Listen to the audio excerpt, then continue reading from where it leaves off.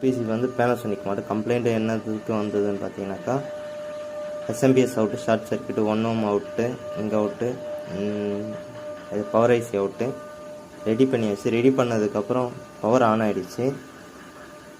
3.3 வோல்டேஜில் வைக்கிறோம். நம்மளுக்கு 3.21 கரெக்டாக தான் காமிக்குது.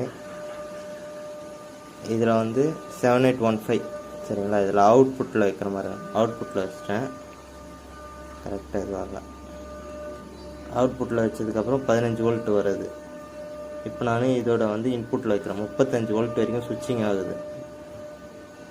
35 வோல்ட் வந்து சுவிட்சிங் ஆகக்கூடாது. ரெகுலேட்டரோட வோல்டேஜ் வந்து மேக்ஸிமம் வோல்டேஜ்னால ரெகுலேட்டர் வந்து அவுட் ஆகிடும், இல்லைனா வந்து உங்களுக்கு எங்கன்னா ஷார்ட் ஆகிடும்.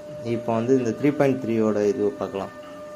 3.3 வந்து உங்களுக்கு 3.1 வரைக்கும் வருது. இதோட இந்த 3.3 வோல்ட்டோட இன்புட்டு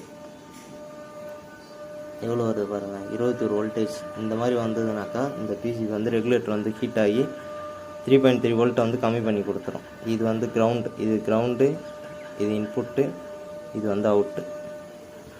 3.32 இந்த மாதிரி வரக்கூடாது. இதை நம்ம வந்து ரெடி பண்ணிவிட்டு போடுறோம் பாருங்கள். சரி, இப்போ பார்க்கலாம் வோல்டேஜ் என்னன்னு சொல்லிட்டு. சார்